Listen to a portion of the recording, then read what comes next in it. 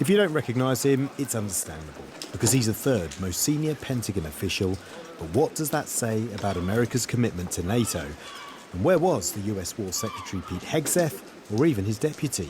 Sadly for him, he is missing a good party, but I will not describe it as a bad signal. NATO is very important, but there is also the Western Hemisphere, there's also the Indo-Pacific. I totally accept Pete Hegseth also having to take care of all these other responsibilities. This time last year, the US War Secretary shocked Europeans. You can't make an assumption that America's presence will last forever. A year on, a different messenger, but the same message. I think we have a really strong basis for working together in partnership, but putting NATO kind of a 3.0 NATO that's based a partnership rather than dependency, and really a return to what NATO was originally intended for.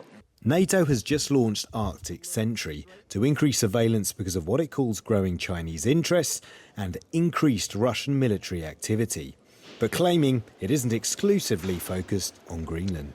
You've said the crisis over Greenland, but you feel it's over, or it feels like it's over, that the marriage is continuing.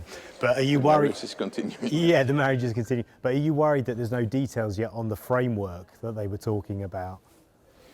Yeah, of course, but I think that the main part is how can we improve security, Arctic security, with the focus on Greenland. But for all the talk about Arctic Sentry and monitoring the Arctic and the threat of the Chinese and the Russians, defence ministers were still keen to emphasise that the priority remains Ukraine.